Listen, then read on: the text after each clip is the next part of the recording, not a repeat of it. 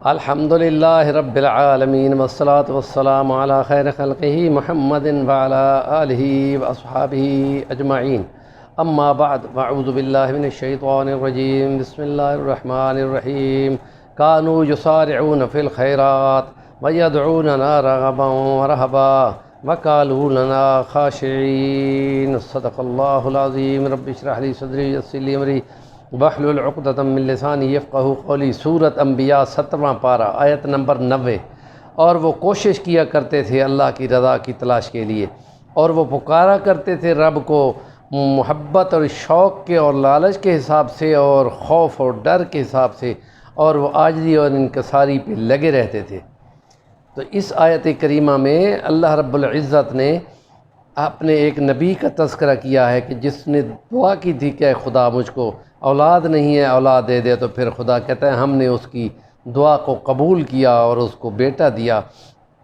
اور یہ یہاں دعوت ہے کہ اہل ایمان رب کو رغباً ورہباً، شوق اور محبت اور کچھ پانے کی جستجو میں، جس کو ہم کہتے ہیں کہ کچھ خواہش ہوتی ہے کہ کچھ مل جائے، وہ کہ خدا دنیا بھی دے گا اور آخرت بھی دے گا، اور پھر یہ کہ اس کا خوف بھی ہے کہ یہاں بھی پکڑ سکتا ہے وہاں بھی پکڑ سکتا ہے، اور اس لیے ہم کہتے ہیں محبت کے ساتھ اور خوف کے ساتھ۔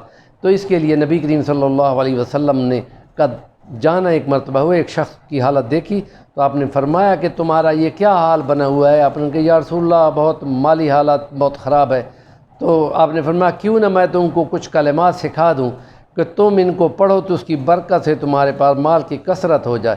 حضرت ابو ہریرہ رضی اللہ تعالی عنہ، عبد الرحمن صخر ان کا نام ہے، بلیاں ان کے پاس بہت بیٹھا کرتی تھیں، اور FABA کے سلیبس میں یہ چیز موجود ہے کہ نبی کریم نے ایک دن اصحاب صفہ کے تھڑے پر 35-40 کے قریب طلباء ہوا کرتے تھے بے خانمہ، تو حضرت ابو ہریرہ بھی انہی میں شامل تھے۔ 3-4 بلیاں بیٹھی ہوئی تھیں تو حضور نے ان کو دیکھا تو فرمایا او ابو ہریرہ، اور بلیوں کے باپ۔ اس دن سے عبد الرحمن صخر کا نام ابو ہریرہ پڑ گیا، اور حضور کی دعا سے ان کو حدیثیں یاد رہتی تھیں۔ اور بنو امیہ کا جو سب سے بڑے فاتح افریقہ تھا عمر بن العاص، اس کا بیٹا جوان بیٹا 17 سال کا عبداللہ ابن عمر بن العاص، وہ لکھنے کا ماہر تھا، حضرت ابو ہریرہ یاد کرنے کے ماہر تھے۔ انہوں نے جو تصحیح کرانی ہوتی تھی حضرت ابو ہریرہ کے پاس آ کر کہتے تھے آپ کو تو یاد ہوگی، میں نے لکھی ہے ذرا تصحیح کر لیں۔ تو وہ حدیث حضرت ابو ہریرہ کی یہاں پر ہے، تو نبی کریم صلی اللہ علیہ وسلم نے اس کو یہ دعا سکھائی تھی جو یہ دعا پڑھا کرو۔ ہم کہتے ہیں کہ کم سے کم ہر نماز کے بعد 3 بار اس کو ضرور پڑھو، اور اس میں ایک دعا اور بھی چھوٹی سی ہم ملائیں گے، وہ بعد میں ملائیں گے۔